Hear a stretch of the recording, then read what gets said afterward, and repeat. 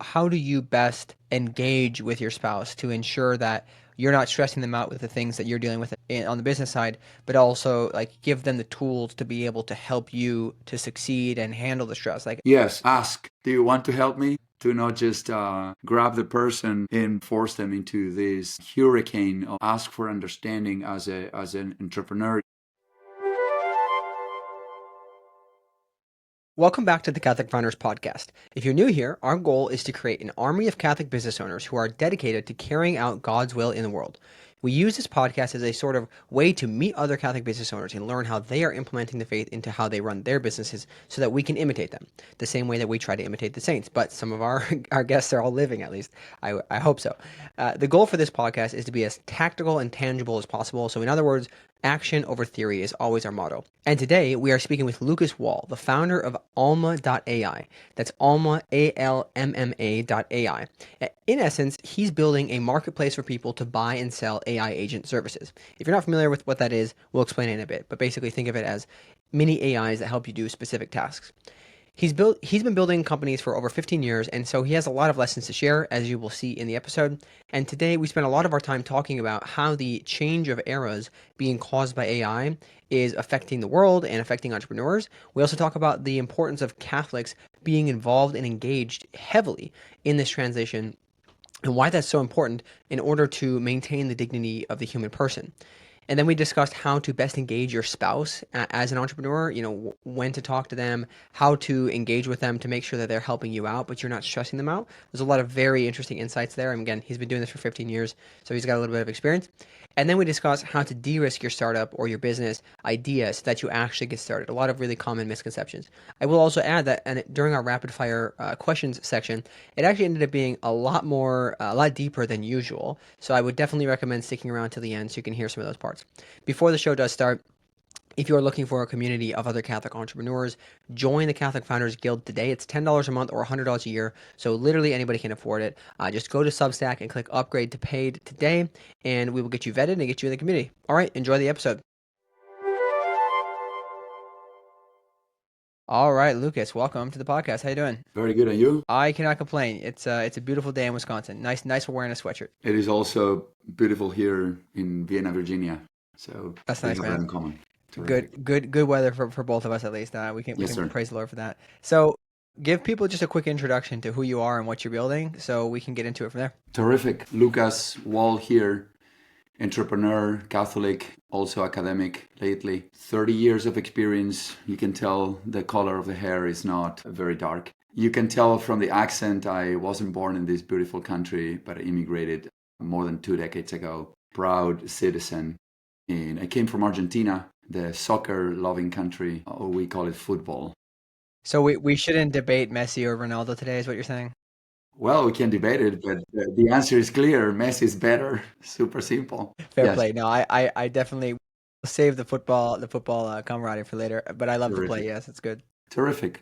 So, yes, that's in brief about me. I can go from there. I can speak for hours. Tell us a little bit more about alum.ai. I just want to understand kind of the basics and what you're building there. Sure. So, alma, it's spirit, feminine spirit in Spanish. Though I played a trick there. It's two M's in my company. It's one M in Spanish. So, and what I'm trying to capture, the mission and the vision of this company is that I'm trying to help people make money with AI. If you go back to the last several technology revolutions, some people made a ton of money. We all benefit from the technologies. I can pick up a phone and talk to my family in Argentina via social media and, WhatsApp and whatnot.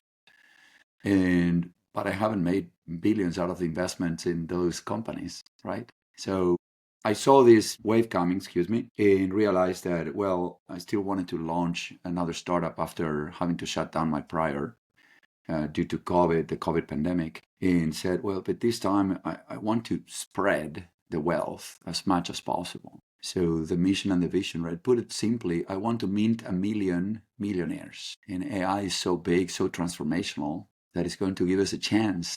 We still have a chance in front of us. So let's ride the wave together. So in general, instead of a handful of people capturing all of the income or the revenue or the wealth that you would say from social media era, for example, your goal is to be able to get that into the hands of many people. So how are you doing that? Just out of curiosity, like what is the fundamental difference about how you're building this and why this is actually even possible in the first place with the AI revolution? Terrific. So I put together a marketplace. We're still building. We're building many elements of the marketplace. But when we are done and launching very soon, what you will be able to do to capture profits from AI is become a creator in the marketplace. Come, create an agent, a series of prompts that help non-technical people. By the way, most of users of computers and mobiles nowadays are not engineers, right? Are not developers, programmers. Most of us never went to computer science school. So there's a huge number of individuals who can benefit from the use of AI, and they are willing to pay somebody who knows what they're doing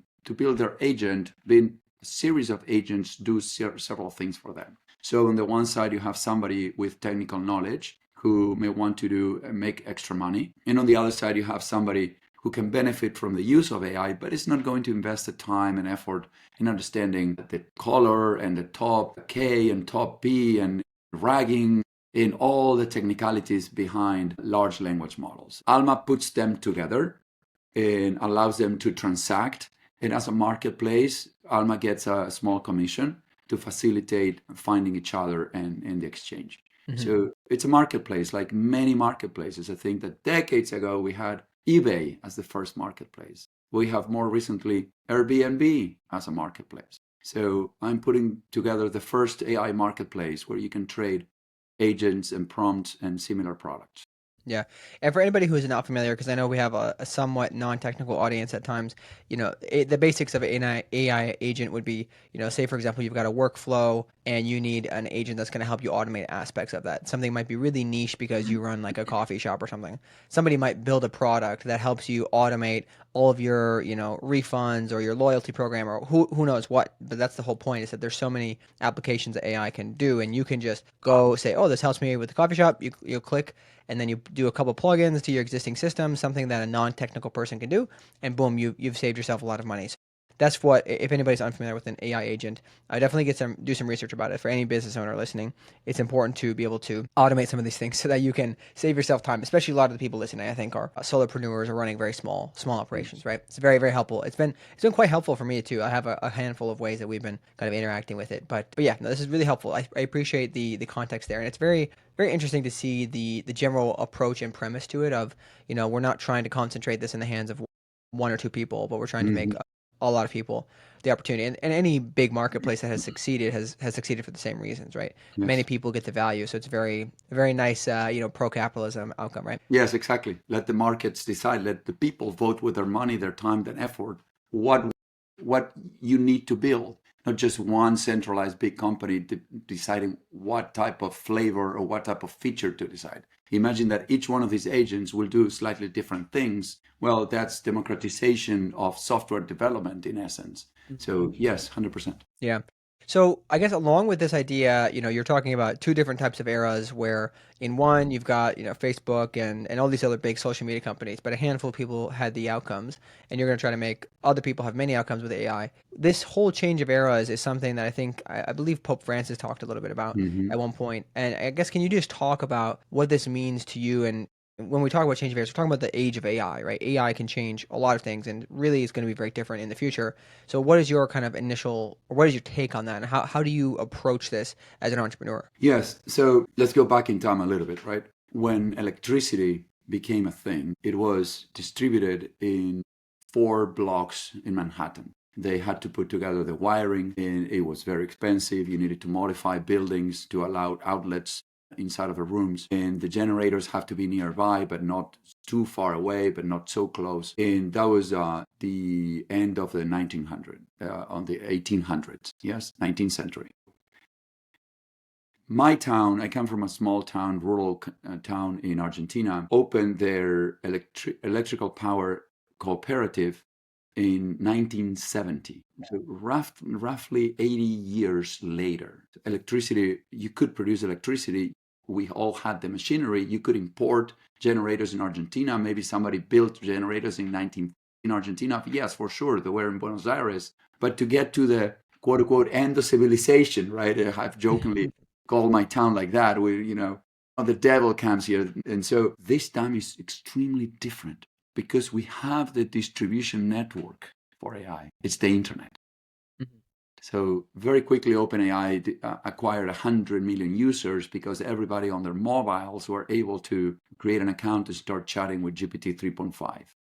So this is how this revolution could be monetized, and people of all walks of life and every continent of the planet could benefit from it. It's an extremely big difference than in the past. Yeah.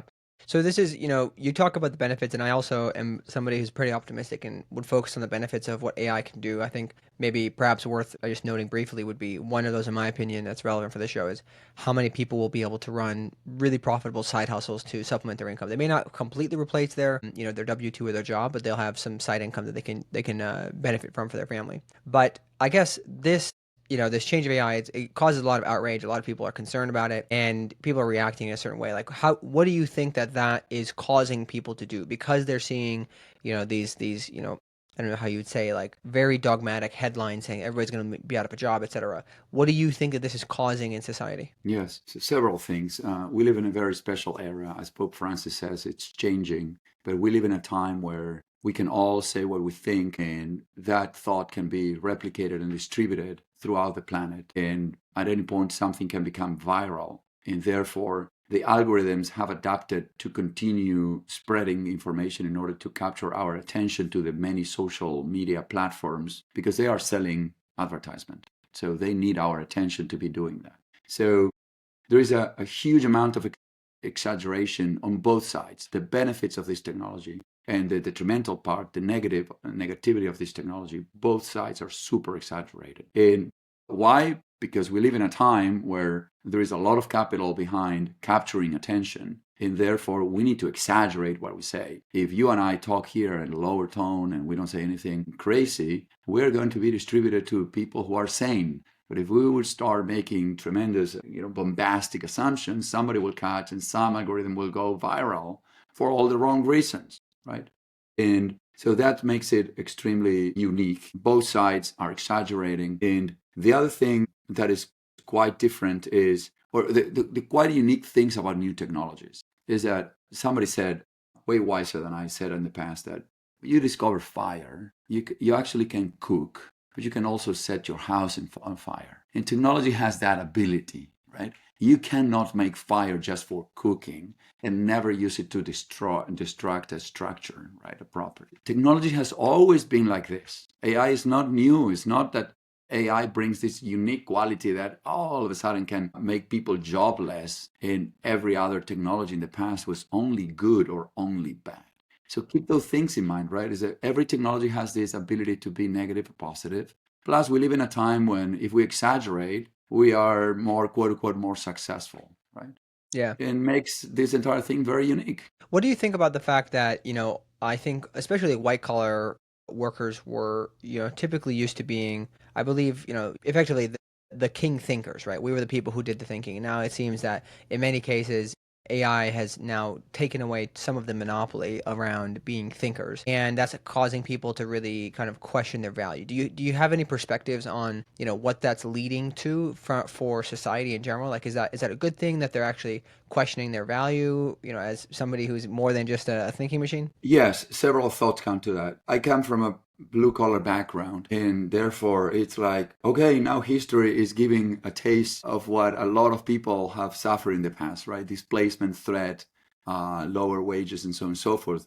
So one of my instinct reactions was like, all right, we all know how bad it is to be displaced by a machine now. But that's just a lot of irony and sarcasm from my side. More seriously, a couple of things, right? If a machine can replicate your thinking, maybe your thinking needs upgrade. So I read that as a challenge to a lot of us academics, that we academics feel very threatened by students cheating. And I read somewhere, well, if my exams can be broken by ChatGPT, then my exams are not testing human thinking, are too mechanical, are too shallow. There is something that I have to do with my exams better because a machine can now break it. And I don't buy that the machine is super powerful and thinks way more than any other human being. The thinking ability of humans is quite deep. And yes, these machines seem to be doing part of it, but not quite there yet. So I think there is another series of arguments to be made here. We tend to think that most of our work is quite mechanical and quite repetitive. And we tend to think that every accountant does the same thing. In essence, yes, that's what they're called, accountants. But there are accountants that also lend business advice to their clients. There are accountants who are extremely good at doing taxes. Are accountants who can very quickly do forecasting for their business owners when they realize that something is not going on, is not going well in the business. And they can tell the accountant, the business owner, hey, listen, I've been checking your numbers and things are not going well. Do you have contingency plans and so on and so forth?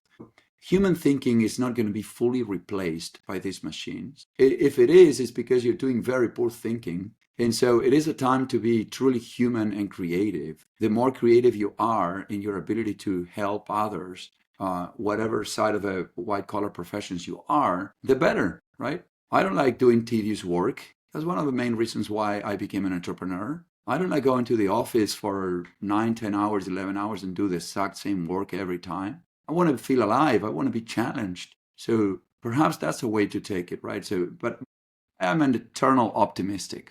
Mm-hmm. I want to think that things are going to work out. I'm a faithful person, right? So I always find the glass half full.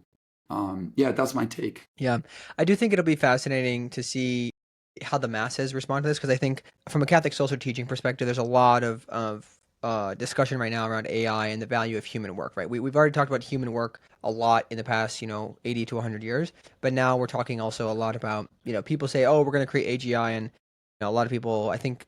Even Sam Altman admitted to this recently that that's not really going to happen, and it's really because we're starting to recognize the true value of humanity, and I think that has been something that's been lost, but through AI kind of becoming a sort of challenger on the scene, it might be forcing people to ask themselves the right question around, what is their value as a human, right? Is it just their work? Is it just their knowledge? Or is there something intrinsic in nature to being human that is valuable, right?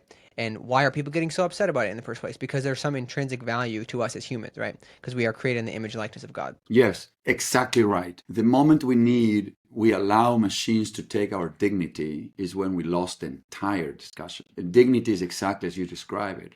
It's God given and it's also universal and absolute. So every human has it and it's complete. It's not partial. It's not that I deserve dignity just only when I think that Messi is the best. But if I would think Ronaldo is the best, I am not worthy of dignity. No, it's absolute, it's universal. Everybody deserves it. And that speaks a lot to what type of things we build with this. If we create products that respect the dignity of others, we are on the right track. Not everything is going to be built like that. We have seen horrendous applications and horrendous impacts of generative AI. We've seen people going into tremendous psychotic breaks, and we've seen people committing suicide because of AI, or AI was part of the conversation of the reality in those moments, right? So it's not a completely rosy type of positive outlook that I have, but we do have concepts, we do have very strong pillars to build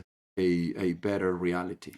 We live in a unique time because the Catholic Church has been pondering about this for millennia. If there is a few institutions on the planet, we are one of them. I don't know which ones are the other ones at the moment. I haven't taken time to think about it, but I can tell you we have a huge repository of knowledge as to what does it mean to be human. Yeah, yeah, Why do absolutely. we deserve respect? And where does the reserve come from? I teach in secular environments, and I don't need to explain Imago Dei. I don't need to cite Genesis, where it comes from, to explain to my non-Catholic students, listen, dignity has these qualities. It's basically about respect. I can teach you about respect. You need to self-respect. You need to respect the others, and you want somebody else to respect you, right? So 3 levels, 3 ways of thinking about this. It's absolute, it's universal. You mentioned all those 5 elements about dignity and respect, and everybody accepts it, regardless their faith. So it's not that complicated. The challenge comes when monetary incentives cultural pressures come into place, and then you start forgetting that, well, the other guy who thinks completely different to me, it's also worthy of my respect. So the challenge is in front of us, but we have the tools, right? Yeah, yeah, I think that it's very helpful because again, I am the part of the reason I'm highly optimistic about a lot of these things, and I think that this might be helpful to share because some people don't understand why I as a Catholic can be so optimistic about technology because there's so many bad things that have come with technology. But one thing that is happening quite often right now is we're seeing there's a huge resurgence in the church in the U.S. especially and other places too, but a lot of conversions happening. And if you just spend some time on Catholic or Protestant Twitter, you will find a lot of people coming to recognize the truth of the church because the truth cannot be manufactured. You can't misconstrue the truth. The truth eventually comes out, and that's the benefit of the internet, right? And this is what most people had always wanted, right? Was with democracy or whatnot. Everybody wanted the truth to come out of any evils being portrayed, etc. And the truth of the church is true, so we know that. But now Protestants are starting to see it as they begin to argue and they run out of arguments. They're coming to the side of the church. Even Grok, I see how many times I'm not a fan of some of the things that Elon's doing for the culture right now, but what's crazy to see is when Protestants or people are arguing and say, "Hey, Grok, prove this wrong," and Grok's like, "Well, that's actually, there's no way to prove that wrong because it seems like the Catholic Church is correct." It usually doesn't give a definitive answer, but it's basically doing apologetics for us, right? And this is, I think, a benefit of tech. Again, keep in mind, Grok is not necessarily, you could consider it the whatever the based version of AI, I guess, but it's definitely not some kind of Catholic AI. It's not like Yeah. magisterium AI or something. So there's some benefits that come out of these things, and I want people to recognize that the more transparency that we can get there, the church will always win because the church is true, and we know Yeah. that. So Yeah. anything that you want to add there before we move on? So exactly right. The benefit of machines is that you ask the machine to do 10 steps, and even generative AI that is not built to behave as a bot and achieve for perfection, right, is generating the output as you're prompting it. So there will be slight deviations. Still, when you ask questions and request to use the source, it will tell you what the source is and therefore gives you sometimes very unbiased truths, right? Um, and we also see completeness. So if you ask about a subject, it will tell you the entirety of the issue, all the aspects of the issue. The machine is unbiased. The machine is not cognizant of your biases or morality to the extent that we have seen so far. It's not trying to please you just for the sake of pleasing you, like a friend or a neighbor or a family member that at that particular moment maybe doesn't want to shock you, or the other side would only try to shock you, right? So you see the machine telling the truth. Yeah. So when you ask the right questions, you get the source of it, right? Yeah, yeah, yeah. There's definitely some silver linings there. As we go into this new era of things, right? I think there's a lot of people who are just completely, secularized and not thinking necessarily about the human element right now, or thinking about how much money AI can make them. Especially if you look at like a private equity firm or something, people whose primary entire life is really revolving around optimizing ROI, right, or return on investment. That's all they care about. How can I get a little bit more investment? If that means, laying off 10 to 20% of the workforce just because we can, they'll do it, right? Now, as Catholics, we've already talked about the value of the human in this whole the human dignity aspect. What do you think are the particular things that Catholic entrepreneurs need to do to lead in this new era and to help shape how it's created and how things really work in the new era? Very good question. I think you lead with dignity. It means you respect yourself, you respect the others. There are several indicators very, very early in the process. Funny enough, ironically enough, in business we study human resources. I began my career in the field, and one of the first corrections that I got from somebody was, why don't we talk about personnel? Because humans are not just resources. A resource you can discard, you can exchange, you can improve, upgrade, you can amortize, not humans, right? So language is telling us something. The moment we start believing or thinking people are replaceable, we are losing our own dignity. We are not providing dignity to others. As an entrepreneur, it's very hard. You need to find people who does amazing work with you for pennies or for nothing. It's a very, very long road to seeing some success. And it could be very easy to just discard people along the way. It doesn't mean that you forgive everything and you just accept every outcome because, hey, humans deserve all sorts of, employees deserve all sorts of forgiveness and mediocrity will be accepted. And no, no, no. You still need to be very demanding. You still need to be super focused and super sharp and expect people to produce more than the normal output. Now, you're doing that to yourself as an entrepreneur. But when it comes to working with individuals, understanding why they did what they did, if suppose there was an error, problem, failure, you need to approach that conversation with dignity, inquire, ask calmly. Most people honestly recognize their mistake, and that's where the opportunity lays. That's where the opportunity starts. Okay, now that you recognize your mistake, what will you do differently? How do we all grow from here as a team? How will you grow as a professional? Most people take the opportunity to grow. If you see your team can do that, can give you an honest assessment, an honest answer to mistakes, then you have to be super shrewd as an entrepreneur. And you have to have the best on your team. You cannot afford not having the best of the best all the time, right? But it doesn't mean that you mistreat people. It doesn't mean that you belittle them ever, right? And a lot of times you may get very angry and want to do, but you need to be able to understand that and provide that dignity, even when others don't provide it to you, even others don't provide the respect to you. So in reality, it just comes down to the very, very basic, following the basic teaching of the church, which is to love your neighbor as yourself, right? Love God with your whole heart and love your neighbor as yourself, right? And that includes your employees, your customers, your suppliers, everyone that you're involved with, loving them and showing them, like recognizing that human dignity must always come above return on investment, right? I think this is something that we can tangibly think about as business owners here. And I also want to point out that this is not something, usually when you talk about technology, like a lot of brick and mortar business owners tend to just kind of turn a deaf ear because they're not building the next Meta. They're, running a HVAC company or whatnot. But the reality is that we actually, as small business owners, have just as much responsibility to really be involved in this transition, right? Demonstrating that the benefit here that we can point out is that AI can help replace the repetitive things that are kind of demeaning to the human anyways. So you can then continue to invest more into your human traits, your human abilities that cannot be replicated by AI. I think it was on our episode with I think it was with Dominic Tiroli. I think is where it was. It was either that one or the one with Marcellino. But we talked about this idea that AI tends to focus on the really repetitive tasks, the things that are very light touch. They're not, the human element is not there.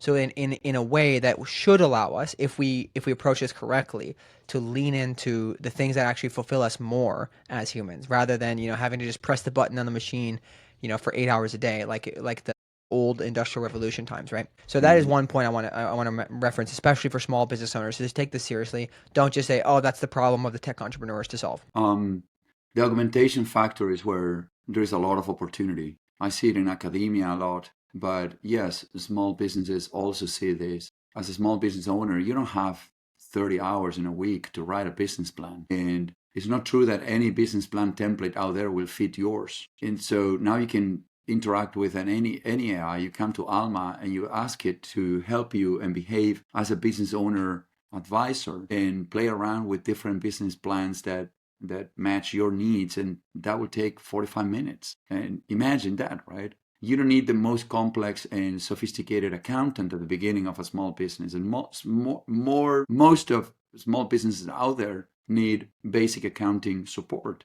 At the beginning, you may not have the capital. You can use Alma and all the other GPTs out there to do basic guidance, basic explanation of accounting. So there is a lot of augmentation of skills. In academia, we see a lot of time, I have a data set. I can go ahead and try to understand what does it mean. I could test some hypotheses. I could do very sophisticated work. But if you run the data set through AI, it may bring you ideas that you never thought of. So maybe instead of publishing 2 papers, you could be publishing 6 papers, 8 papers. So you are producing more. All of it is not just a mechanical repetition. Some of it is pure augmentation, quote unquote, cloning yourself, if you will. Parts of it, right? Yeah. Parts of it. It's extremely important for small businesses that have limited resources, limited capital, limited time. You're dealing with everybody, right? You just hire somebody who's new to doing part of the work, and you need to be there helping them do everything right. You need to take care of clients yourself, your customers. You need to go pay the bills. You need to do inventory. Yeah. Well, AI can assist you in a lot of that. Yeah, and I think the biggest part here, again, maybe just one last point, that we move on to another topic, is that because it can help you augment the repetitive things, you'll have more time to focus on the human elements. Not only how you treat your employees, but also, the special handwritten note that you offer to your client when when you finish the job or whatever. Like, all of these small things are what's going to augment you from the rest of other businesses. If businesses decide to go all in with AI, what oftentimes happens is it becomes a commodity, because eventually you start to recognize the tinge of AI on it, and you say, this tastes a little bit funny. Like, I can tell that this LinkedIn outreach or this email outreach is completely automated, so I'm immediately deleting it, right? Just because they may be getting one hit out of 1,000 outreaches and their business is working, doesn't mean I respect the company, because I know that they're not viewing me with respect, because they're willing to Yes. send me a billion emails before they try to close me, right? It's like, no, I'm not going to do that. I want to go with the people who have that human element. So whether it's a cleaning business, whether you're providing some sort of service to anybody, lean into those human elements where you can know about, what's their kids' names, like when was their anniversary, get them flowers, like all of those things. Some of them, can be help. You can help do them with augmentation of AI, but you as the human are the one who recognize the Yes. human aspect of them, and you lean into it, and that's going to create loyalty with you, especially as everything becomes commoditized, and there's so many people who are just out there to make a buck because, quote Mm. unquote, it's so easy, right? And I think this is again another feather in our hat for the people who are trying to focus on the human elements, if you will. You're listening to the show, so chances are you're either a Catholic entrepreneur or you really want to be, at least soon. So let me ask you this. What is stopping you from joining the Catholic Founders Guild? This is our vetted community of Catholic business owners that we meet 2 to 3 times a month and have a directory. We have a community group chat for you to learn from each other, to do business with each other, and to develop friendships with other Catholics who are ambitious and who are going through the same struggles that you are as a business owner. On top of all that, you also get bonus content that is paywalled and only made for paid members. To join, all you have to do is go to Substack and upgrade to paid today. It's only $10 a month or $100 a year. We've priced it so that literally anybody can afford it. We're not trying to gatekeep here. We want people to be in this community and have a way to learn from each other and to grow. And that way we can bring the kingdom back into the world, front and center where it belongs. So what are you waiting for? Join your tribe of Catholic business owners today. Even it helps you in dealing with individuals. If you have a disagreement, we all tend to be very subjective about the way we understand life, right? That's one of the many things that means to be human. And you can run your disagreement through one of these models and say, hey, help me as a coach here. If you are a coach in this area and you know this industry that I belong to, and you give some of the details, and you can actually use it a little bit in journaling. I really had a very bad discussion with Silas, and I hate his guts, right? And I want to send him to hell. But help me out. And the machine, most of the time, I experimented with this, right? And the machine comes to, hey, listen, Silas has his reasons to have said that to you. You may be taking it the wrong way, but I advise you to go. It's a machine, so it's absent of feelings and emotions. And you can use it to actually see the other side, which for a lot of us is hard to go and open up and say, hey, listen, I felt hurt, right? When I grew up, I was told you never convey your emotions, you never show vulnerability, and so on and so forth. But some of it is needed. And by having this intermediary here, I can run these scenarios and I can say, well, yes, I should maybe give me some ideas to talk to Silas about this discussion we had. But give me ideas that will allow me to explain to him how I think about this without irritating him, which in real life it would have taken trial and error. And now if I come all angry at you, maybe you're angry at me now, and instead of fixing anything, we're making it worse. So it helps you actually bond with individuals. It can, right, if you know how to use it and if you go and invest some time in Yeah. your Yeah. human instinct is to build bridges, make it help you build bridges and better connections. Yeah, yeah, absolutely. So let's talk about another thing that you have some interesting perspective on. You had said to me in when we kind of first met about how your spouse is your first partner in business. Can you just talk a little bit about what that means to you, or Yes. why people should consider this when they're starting a business? Yes. So we've been married for 27 years, I think it is, and we've been together for 30. And so we're one and only two people in one persona type of thing, right? I leave the house and before going to the airport for a trip, I miss her and I tell her, and she's like, hey, come on, it hasn't been 48 hours. What are you talking about? So we have a very close relationship. I'm super lucky and very blessed by that. When it comes to business, therefore, I cannot expect to be completely detached, my wife to be detached from this with me. Plus, she's extremely smart. She has a master's in leadership. She is an accountant in the United States and Argentina. She teaches accounting. She has corrected my accounting more than once in my discounted cash flows and work evaluating companies and doing investments and so on and so forth. So I'm super lucky also around that. But the most important thing is that you have an emotional bond. Entrepreneurship is extremely challenging, not only the business, not only the intellectual part, but you're putting capital on the table. You're asking investors to bring their capital to your enterprise. And there is a lot of benefit in having your spouse be also part of the journey. So I sense it is not about whose name is on the corporation certificate. If you're life partners, this is also something that is affecting me and is affecting her. So I go for counsel. I go for, listen, this, what I'm thinking. How crazy does it sound? How good does it sound? Allow me to say these two, three things. Is it me? Is this truly inside of me, or I'm being overreacted to things? So I think it's way more powerful to have such a strong ally next to you, because this person on the other side wants the best in life for you. That's why you're married, right? That's why Yeah. you take this vow in front of God. And so, if that is the vow, why split the entrepreneurial journey? Why separate it? Now, there should be limits, like every healthy thing in life. There should be some constraints to certain things. And so the marriage doesn't become the company, and the company doesn't become the marriage, right? In my case, my wife does do the work of the company with me, but she's very close involved in what's happening, because she's helping me, supporting me as a person, not as a business partner. Yeah. So what are your tips, I guess, on how to best, as an entrepreneur? Again, I'm talking about a situation where you're not working with your wife in the business, right? But she knows you're in entrepreneurship. How do you best engage with your spouse to ensure that you're not stressing them out with the things that you're dealing with at business on the business side, but also like give them the tools to be able to help you to succeed and handle the stress? Like, are there any core tips that you have there? Yes, ask, do you want to help me first, right? Do not just grab the person and bring them, force them into this hurricane of back and forth success and failure and struggle. Ask, and ask for understanding. If they are not fully interested in the day-to-day things or the weekly events or the plans or the mission and the dreams, ask for understanding. As an entrepreneur, you will have a lot of things that don't go the right way.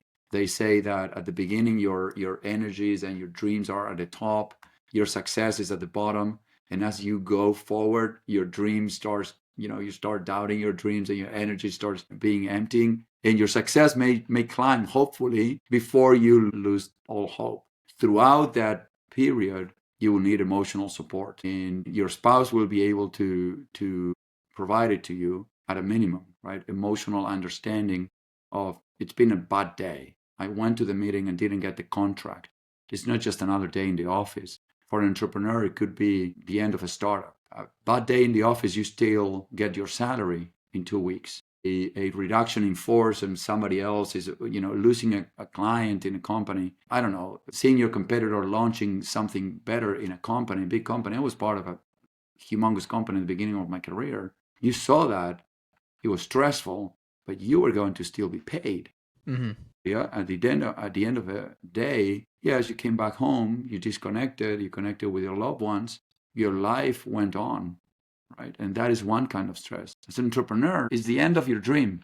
Yeah. And when you get the contract, it's the best day ever. And your spouse is there, your family is there, seeing all these emotions. Hopefully, you know how to regulate. So they say the heights are not so high, the lows are not so low. You need to be able to shave off the extremes. Otherwise, it's a roller coaster 24/7. Nobody wants to live in a roller coaster 24/7, right? So those are some of the things I learned over the last 15 years plus of launching things and being near my loved ones.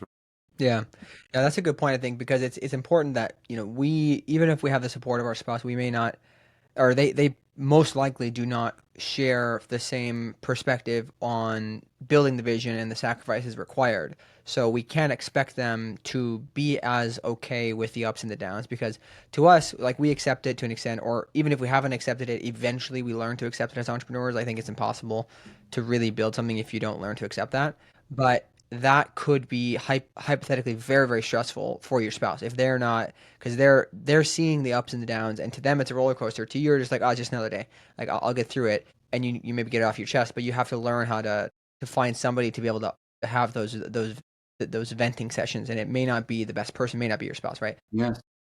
What about when it comes to starting a business, right? I'm assuming you've had this conversation many times. It's like, hey, I'm going to be going to do this risky thing. So the risk and the sacrifice that's going to be required to do this. How do you go about, kind of chatting through that with your spouse and making sure that they're on board? Over the years, you learn to prepare to go to journeys, through journeys in life, right? And it's not, I use that image of journey because works exactly the same as if, you decide with your family to go visit New York City. You don't just one day walk out of your house and say, I'll go to New York. You have prepared to go to New York, right? And in the preparation, there needs to be a buy-in. This is why I use the idea of your spouse is your partner. If you're chatting about starting a business, you're talking about using significant resources from your family, mainly time. You may be working full time. I think that's the best way to do it. The best way to do it is to try to learn everything you can while you're employed. A lot of entrepreneurs are experts on their field, but they never sold anything. And being an expert on something doesn't mean you're going to build something people want.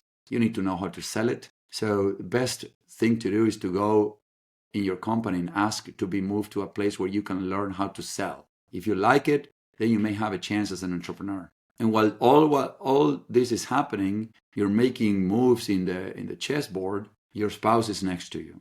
And at some point, you will have to work weekends and extra hours, nights and holidays because you're still employed and you're still paying for all the bills with your full-time job. Well, that's time that your family won't see you, your spouse won't see you, you won't be emotionally available, you'll be overtaken by this new enterprise. And at some point, if the enterprise goes well, or even before it goes well, you may want to work part-time or stop working altogether. You're making decisions for the family now. It's not just yourself. You're taking all the future of the family in your hands. And assuming that responsibility is a matter of talking very clearly with your wife and with your spouse, right? And so there needs to be a gradual process. And one day you're working on your company full time or Yeah. part time, and it's being very transparent to all parties why this is this way. Yeah.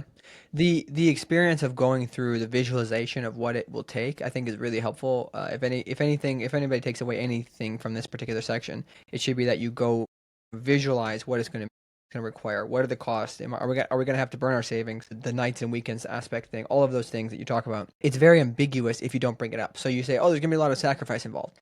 And what that might mean to somebody else could be very different than what it means to you. Yes. And you may not even understand it, but if you can write down and say, hey, here's what the worst case scenarios could be, here's what it could look like, then you can really have an honest look at the picture and say, is this a painting that we're willing to purchase, basically, that we're going to go and make the sacrifice to paint this or to buy this, however you want to analogize that. So I think this is really helpful. I really hope that a lot of people find value out of that. Let's get one more big topic and then we can go to rapid fire. You have this perspective on the same principle of starting a business, right? A lot of people, Catholics especially, don't want to take the risk of starting a business. They view it as, hey, I've got a family to provide for, I've got kids. I can't go be risky and do risky things to start my business. That's just not responsible. That's not prudent. What is your perspective on, I guess you would say, making that actually not as risky as it seems and going through and starting that business? Yes.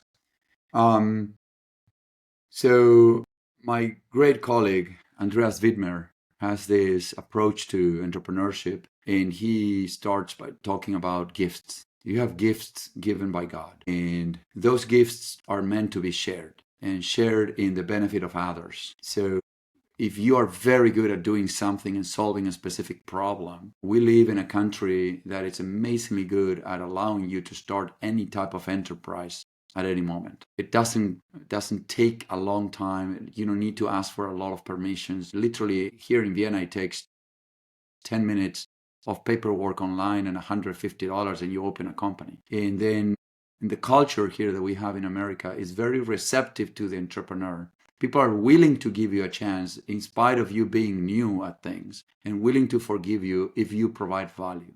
So with all of those advantages, why not? Why not? You have to give your abilities a chance to succeed as an entrepreneur.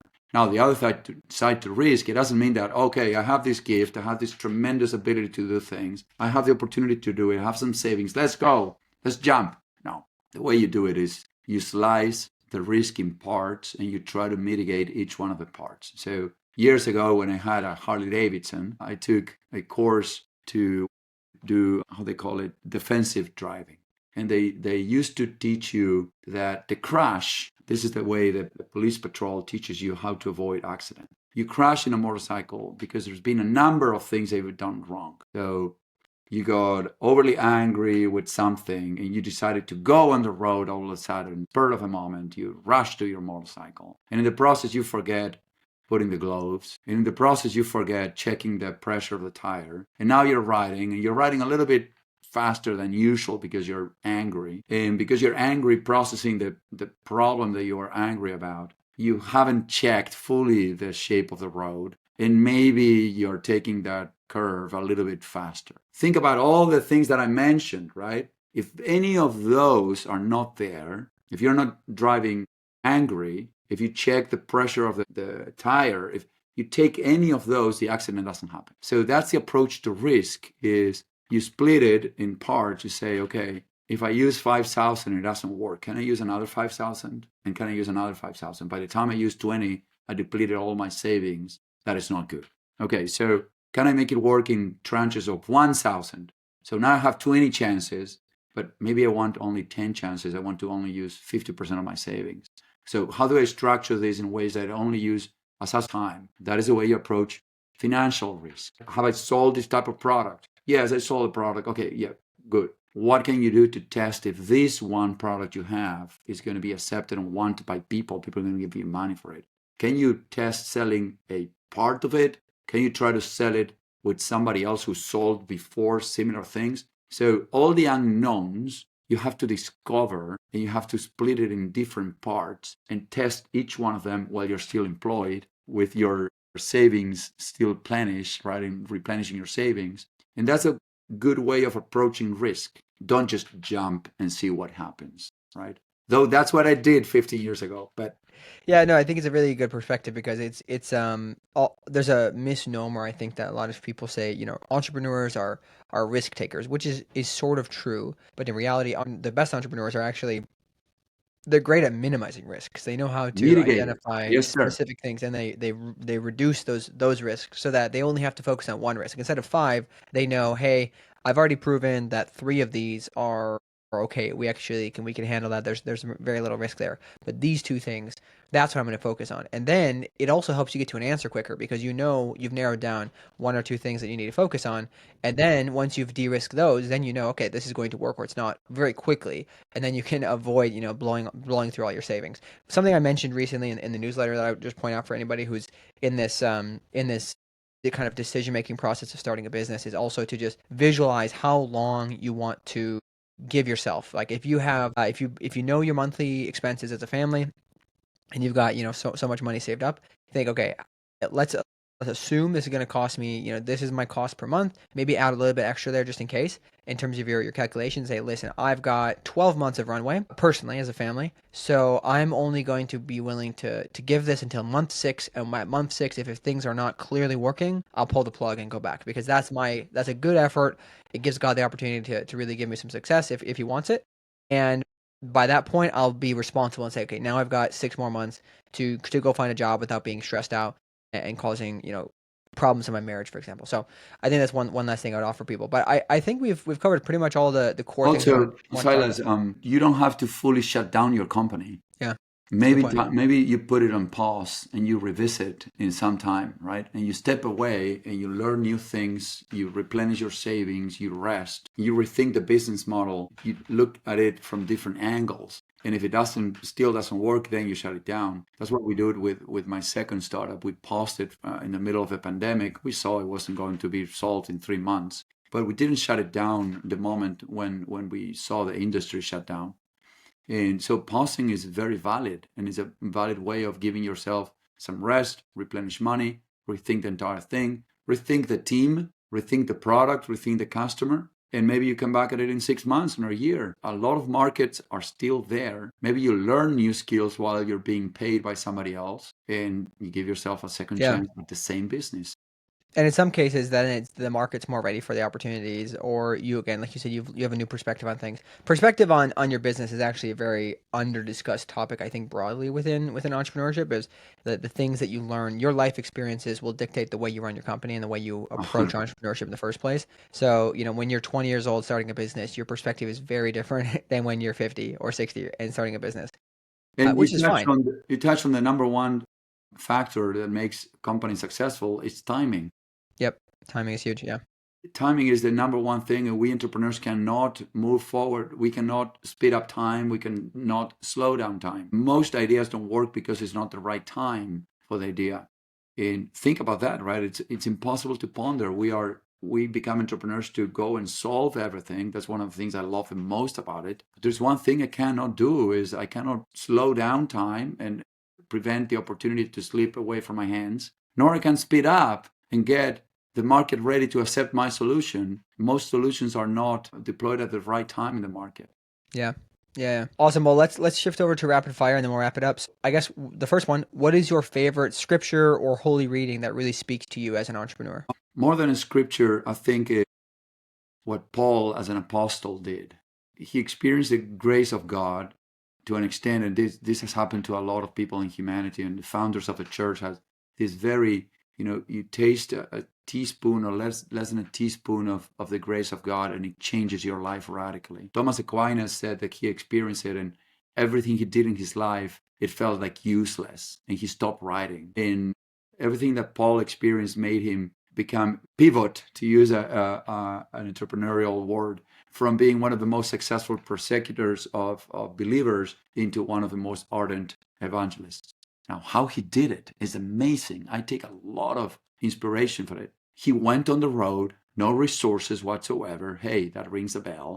And he started just embedding himself in the community, working in whatever the community needed. That is what making tent means. Literally, in the past, caravans will move, and when they try to stop, they need to put up a tent, and that's heavy work. 2,000 years ago, it wasn't just a very lightweight tent that you put together and you sleep in, right? So he worked, and after working, made bread with people, right? And spoke and talk about Jesus, right? Talk Yeah. about God. And his journey took him to discover in the community how the Holy Spirit was talking through him to others in such ways that people were moved. When he goes to Greece, when he discovers that he mentions the Christos, people start paying attention. That speaks to while you're in the journey, you're discovering. That's extremely inspiring to me. I've been to the Middle East, I've been to Israel, I've been to many of the places that Bible sites where Jesus made a miracle or something special happened.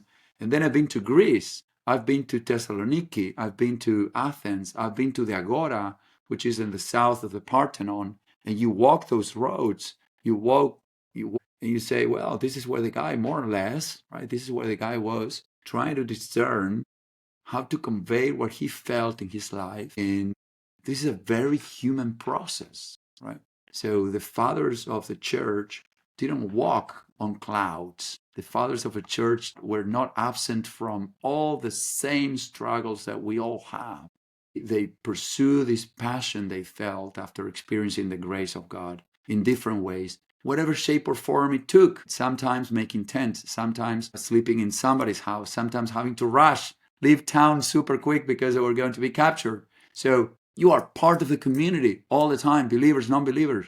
While you are building your company, you are in a journey guided by the Holy Spirit, right? Trying to ask the Holy Spirit every day to be there with you, growing spiritually while you're trying to grow your business. So Paul speaks, he's my preferred father of the church, an apostle. I go to churches and they say, where's Paul? Where's Paul? Oh, they're picking Yeah. him like this. Yeah. And I take Paul's pictures of great. Paul all the time. Paul's awesome. I guess then next one would be who's your favorite entrepreneur and why? Well, of course, Paul has It has a part of the credit of funding the church together with other major figures. Elon became extremely, what is it, uh, problematic with his. A lot of people just began hating him, and he used to be loved by the left, and now he's despised by the left, and he used to be discarded by the right, and then he was embraced by the right. But if you take away the political persona and you focus on the entrepreneurial struggles of, yes, he had, compared to most of us, a ton of money to start SpaceX, but the amount of struggle, failure in work, it's amazing, right? What comes to mind is relentless pursuit of success and discarding failure as a, yeah, we know it was going to blow up. Yeah. Go check what is the spaceship number one. It's a tiny small tank. It's awful. It's ridiculous. When it flown, people said like, "You're going to try to go to what, Mars? It's a town that you're trying to achieve. That is a ridiculous thing. It's never going to work." You can point out all the failures and all point. And this guy has somehow, one way or the other, a way to focus and think that it will be done one way or the other, in spite of all failures, in spite of the impossibility of it. Yeah. How many decades we had rockets that we were just throwing out and burning, Yeah. and we have reusable rockets now. So in I think it's spite of this, also yeah, it's also pretty fascinating his focus on willingness to take responsibility for the failures. I think this is something most people overlook. I mean, people focus on his hardcore mode and his quote unquote willingness to discard humans, but in the process. But there are a couple aspects I would say are redeeming qualities around there. Whereas like, hey, if somebody doesn't speak up about the things that are wrong now, being nice to somebody is actually going to cost the entire company rather than being nice to the person's feelings in the moment. Obviously, as Catholics, we want to be charitable how we treat people, but recognizing that there are certain things where it's very critical that you get things right, and if you don't, it's just like allowing somebody to continue in sin without talking to them about it, right? If there's something that's truly wrong, you need to address it because if that gets messed up, then maybe the entire company is going to be out of business, yeah. and then everybody's jobs are gone. A few things, right? Because he's such a interesting figure. The fact that I admire his entrepreneurial abilities. It shouldn't, and anybody hearing this, anybody who's still growing, shouldn't just go ahead and admire everything out of a person, right? Few humans have such set of skills and abilities and qualities that are admirable at all levels. Sadly, and I don't want to get overly personal, and much less criticizing for anything. He lost a son at some point decades ago, right? I have the same experience. We both reacted to this very differently. I slowed down and went through the process of sadness. What you read about him, and I haven't met him. Perhaps one day I will. I don't know exactly. Perhaps he will share about this or not. It sounds that he ran away from the pain, and I want to make an emphasis, especially because we're talking to other Catholics. Jesus didn't run away from the cross. This is an innocent guy who's being shown a cross for crimes that he didn't commit. And that is the crux of being a follower of Jesus. That you understand that as a human, innocent people suffer tremendously.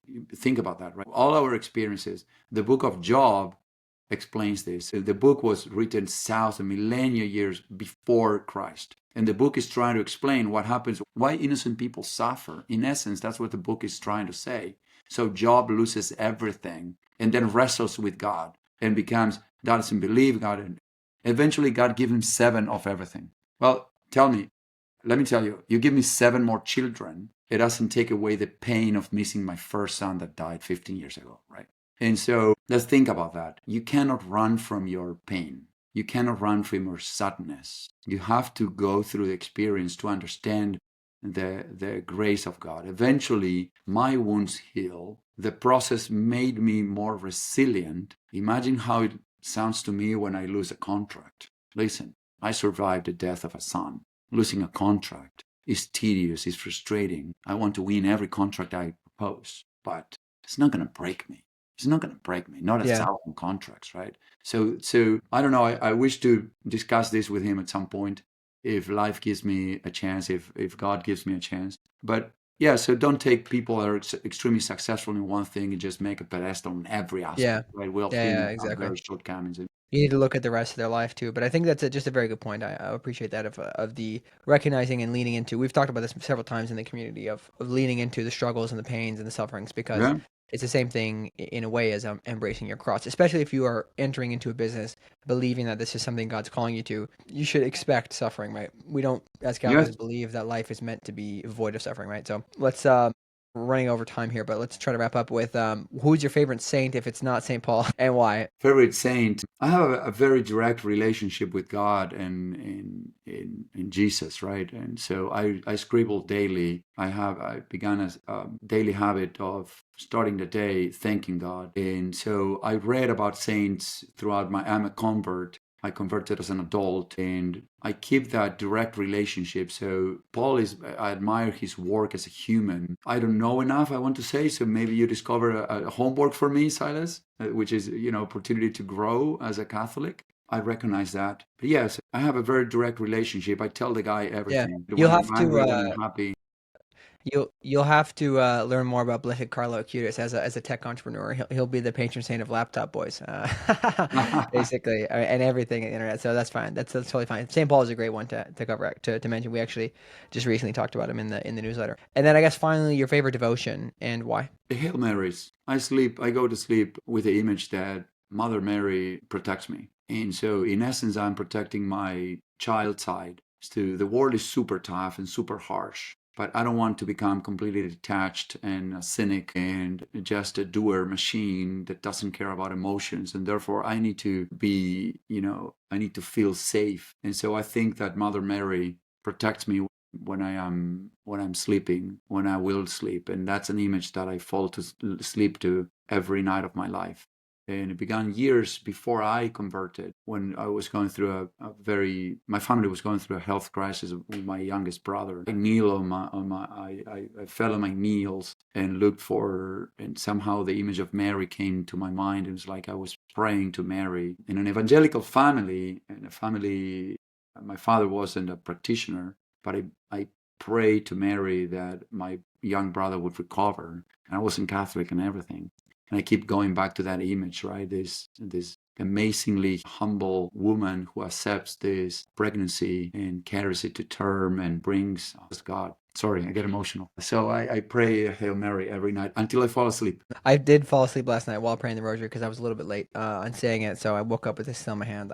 I definitely can appreciate that, man. I think I really appreciate you also being very vulnerable and sharing these things. It's important that we recognize this because most entrepreneurial content out there's obviously some shows that do a great job of like bringing out the human side of things and the challenging aspects, but a lot of it's just rah rah, look how good we are, look at all the money we made, blah blah blah, and they like to focus on all these positive things rather than recognizing the humanity in everybody. So I appreciate you sharing this, but we've gone a little bit over time. Hopefully we'll be able to fit this into a nice hour episode. But thank you for coming on. Is there any last, I guess, call to action or ask of the audience that you'd like to share? Yes, share your gifts. Become an entrepreneur to share your gifts and learn with the community. We belong to communities. We're not islands. And give yourself a try. Invest in number one, you. We all aspire to have investment portfolios, but maybe you should be investing in you, become an entrepreneur. The church has a lot of resources. We live in a magnificent time in a magnificent country that allows you to become an entrepreneur and be extremely successful and grow with your family, with your spouse in the journey. I definitely would echo that. I think we need more entrepreneurs. So thank you so much for coming on, Lucas. I really appreciate Thank you for you having sharing me. all this and love what you're building. Looking forward to seeing a million millionaires minted. Hopefully many, many Catholics as well, so we can build new churches and schools and everything. Terrific. Amen to that, brother. All right. God bless. Thank you. God bless you too.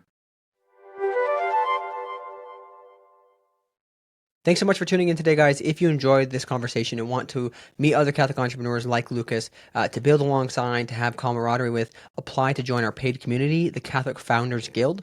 We host regular meetups, online and in person, to learn from each other, help each other grow, and to do business with each other. It's only $10 a month or $100 a year, so literally anybody can afford it. All you have to do to get started is go to Substack and click Upgrade to Paid. Any paid tier would get you access to the community, assuming that you're vetted and get accepted. And you also get access to all of the paywalled content. We really, really hope to see you on the other side. God bless and happy building.